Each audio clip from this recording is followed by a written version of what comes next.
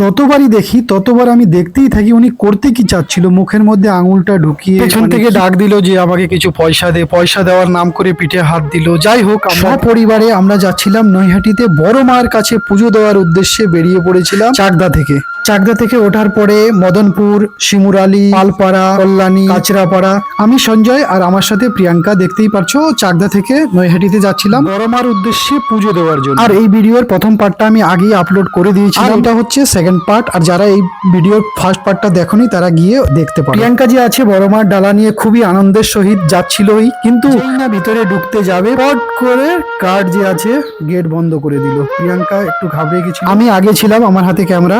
তো প্রিয়াঙ্কা একটু ঘাবড়ে যাওয়ার কারণ আছে, কারণ কি 500 থেকে 1 কিলোমিটার রাস্তা যে আছে, পুরো লাইনে দাঁড়ানোর পরে ও যদি বাইরে আটকে যায় মনে তো একটু লাগবেই না। কিন্তু ও এসছে অনেক আশা নিয়ে, দেখতে পাচ্ছ সিকিউরিটি গার্ড, আবার ছোট বোন, আর আমি ক্যামেরা নিয়ে। দেখতে পাচ্ছ বড় মা যে দেখো কত ভিড় আছে। তোমরা ভিতরে যদি না ঢুকেছ তখন তোমরা কিছুই বুঝতে পারবে না যে ভিতরে কি লম্বা লাইন লাগে। বিশেষ করে ওই দিনটায় আরো বেশি লাইন লাগার কারণ হচ্ছে ওই দিন ছিল যে ছট। বাঙালিরা ছট পুজো কমই করে, কিন্তু বিহারিদের ছট পুজো নৈহাটিতে ওদিকে আমাদের বিহারি ভাইরা অনেক আছে, যার জন্য ভিড়টা একটু অতিরিক্ত ছিল। আমি তো ভিতরে আছি, আমিও প্রথমবারই গিয়েছিলাম বড় মার কাছে নৈহাটিতে। তো প্রিয়াঙ্কা বাইরে, ওরও মনটা ছটপট করছিল বড় মাকে দর্শন করার জন্য। আর ফাইনালি দেখো ভিতরে যখন ঢোকার পরে লাইন, ওর ভিতরেও পেঁচানো জিলেবির মতো পেঁচানো লম্বা লাইন।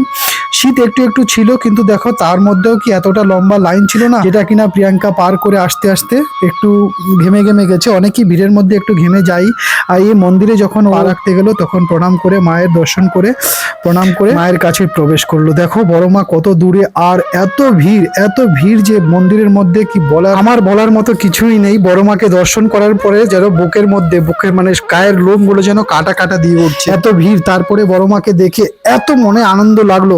আর বন্ধুরা, তোমরা যারা এই মন্দিরে আসোনি, আমি তো বলবো একবার অবশ্যই বড় মার দর্শন করতে দিও। ভিড় সবসময় থাকে না, শনি মঙ্গলবারে ওই দিনকে ছট পুজো ছিল বলে ভিড়টা একটু বেশি ছিল। আমাদের ভিড় থাকুক, যতই থাকুক, প্রিয়াঙ্কা খুশি, ও খুশি, তো আমি সব খুশি, আমারও সব। কিন্তু ভিতরে ঢোকার পরে যে লাইনগুলো, মানে পার্ট বাই পার্ট, মোটামুটি 200-300 লোককে তো একবারে পুজো করাচ্ছে। সবার মানে পুজোর ডালা নিয়ে যারা গেছে, মালা দেখতে পাচ্ছ ঠাকুর মশাইরা ওই মালাগুলো নিয়ে মায়ের চরণে দিচ্ছে, আবার ওই ডালার প্রসাদগুলো আবার রিটার্ন করছে। কিন্তু যতক্ষণ ভিতরে ছিলাম, মায়ের সামনে ছিলাম, আমার মনটা এত একদম মানে ছটপট। আমি তো ভিতরে এত আনন্দ পাচ্ছিলাম, বাইরের কথা আমার একদমই মনে পড়ছিল না। সত্যি আমার একদমই মনে পড়ছিল না। দেখো মা কত সুন্দর তাকিয়ে আছে আমাদের দিকে, এত সুন্দর লাগছে না। যারা বন্ধুরা, আমি আবার বলবো, যারা মায়ের দর্শন করেছো, যারা পুজো দিতে ইচ্ছুক, প্রিয়াঙ্কার মতো ডালি হাতে নিয়ে তোমরাও যদি যাও, সত্যি মনের সব মনোকামনা পূর্ণ হয়ে যাবে। আমার মন বলছে এটা, কারণ বিশ্বাসই তো সবকিছু না। বিশ্বাস যদি হারিয়ে ফেলো তাহলে তো আর কিছু পাওয়া যায় না। কিন্তু প্রিয়াঙ্কার মনে যতটা বিশ্বাস ছিল, সেই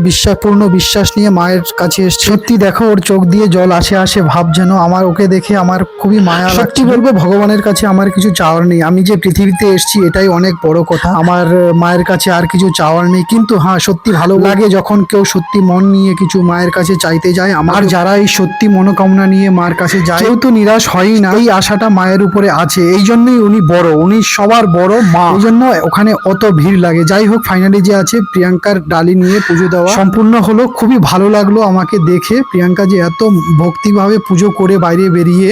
আর ওখান থেকে যে ওড়নাটা ছিল, মায়ের ওড়নাটা ওখানে বাঁধে অনেক লোকে বেঁধেছে। ওই পুজো দেওয়া সম্পূর্ণ দেখে আমারও মনে খুব আনন্দিত লাগছিল। আর ও যখন ওই ওড়নাটা ওখানে বাঁধছিল, আমিও মনে মনে ভাবছিলাম মা ও যেটা চাই সব কিছু যেন পূর্ণ হয়, এই আশা নিয়ে তোমাদের কাছে দেখালাম, মায়ের দর্শন করালাম বড় মায়ের। জানি না তোমাদের কেমন লেগেছে, আশা করি ভালোই লেগে হবে। তো কিছুক্ষণ পরে আমরা নৈহাটি থেকে প্ল্যাটফর্মের দিকে ঢুকতেই উপরে ওভারব্রিজে যাওয়ার সঙ্গে সঙ্গে দেখো এই বয়স্ক লোকটা যে আছে ওর কাছে কিছু চাইলো। এবার দেখো ও জিভের মধ্যে আঙুল দিয়ে কিরকম ভাব ভঙ্গি করছে, ওটা দেখে না আমার একদমই পছন্দ হলো না। ওকে দিচ্ছিল পয়সা, ও মানে আজীব ধরনের কিছু। যাই হোক বন্ধুরা, তোমরা যারা এতটুকু পর্যন্ত আমার ভিডিওটা দেখেছো, তোমাদের কাছে একটা জিনিস চাইবো, আমরা খুব সুন্দর ভিডিও নিজেদের হিসেবে খুবই ভালো লাগবে। যদি আমাদেরকে ভালো লাগে, আমাদের চ্যানেলটা সাবস্ক্রাইব করে আমাদের পাশে থাকো। আর বড় মার দর্শন করে তোমরা কতটা আনন্দিত হয়েছো অবশ্যই জানাবে। আর যাওয়ার আগে এরকম টাইপের ফ্যামিলি ভিডিও দেখার জন্য আমাদের চ্যানেলটাকে সাবস্ক্রাইব করে নেবে। আর তোমাদের কেমন লাগলো কমেন্টে অবশ্যই জানাবে।